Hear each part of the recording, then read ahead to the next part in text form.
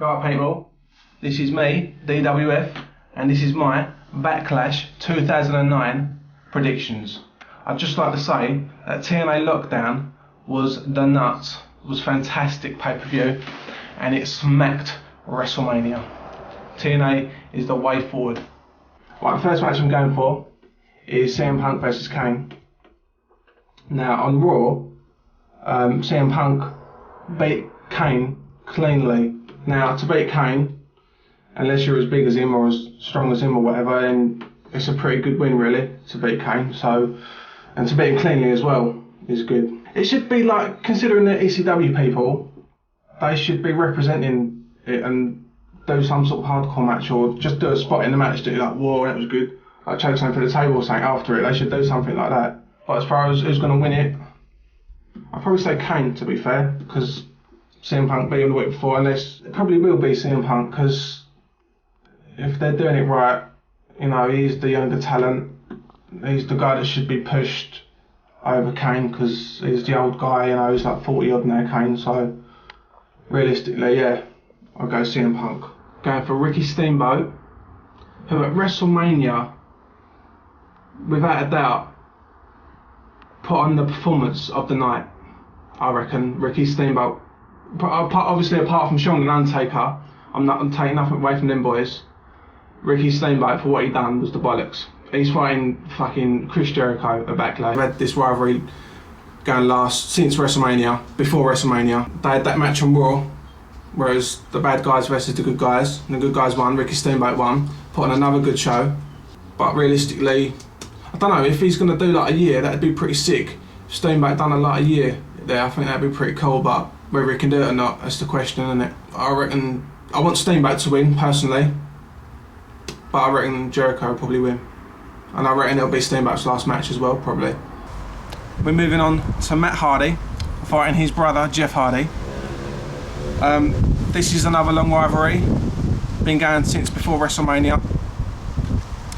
Now on Rogers.com, it says that Jeff Hardy wants to retire. He's had enough, basically. Now whether this is true or not, I'm not saying it is. It's just what's there, you know. Most of that stuff does usually happen in some way or another. And considering Matt Hardy has been beating him since WrestleMania, they've had like 3 matches. They had that Extreme Rules match at WrestleMania, Matt beat him. Then they had that stretch match, Matt beat him. Then they had a tag team match last week, or this week, whatever it was. And then Matt beat him again. So I reckon, depends, doesn't it? I mean, how long Jeff goes, I suppose. But I reckon Matt will probably win again. Now we're moving on to Christian and Jack Swagger. Now WWE, you are really ruthless in what you do with people. Really talented guys that come from the competition, but you never give them that spot because they're not your boys. They're not WWE born. You know what I mean? Christian was, and he has had them spots. But ever since he's come back from TNA, you've treated him like shit. You know, he's lost pretty much every single week, unless he's beating someone that ain't even that important. Me personally, I want Christian to win because, you know, because I don't think he will. You know, it's annoying me now, but I want Christian to win, but I reckon the other guy will probably win. Now we've got the sub-main event, John Cena versus Edge for the world title. This is like their 40th match, yeah. This is like their 40th match. Long rivalry, been going on for like 2 years. Not overly impressed with either one of them personally, but I will give John Cena his dues, and I will give Edge his dues. To be fair, they are good at what they do. They're better than Triple H. They're better than Hulk Hogan, as far as I'm concerned. People won't like that all day. Who's going to win? John Cena. And I think this will be their last match. I reckon, because what John Cena was saying on Raw, he was saying this will be the last match, or something along those lines, so fuck it. It's probably just because it's called a last man standing match, but probably be their last match. I reckon it should be their last match. Now we've got the main event. You've got Triple H, Batista and Shane McMahon fighting Randy Orton, Ted DiBiase and Cody Rhodes. Now whoever wins the 6-man tag, like if Randy Orton's team wins it, Randy Orton's the new world champion, WWE champion. Whereas Triple H's team wins it, then he defends it. And realistically, I don't really care who wins, because I don't care about Triple H, I never have done. But realistically, no. Realistically, I hope Triple H defends it, to be fair, because he's only going to win it back again, isn't he? Let's be fair, wrestling fans all around the world. So yeah, I hope he just defends it, to be honest, because it don't really bother me, that belt. I don't even care about that belt anymore. It means nothing.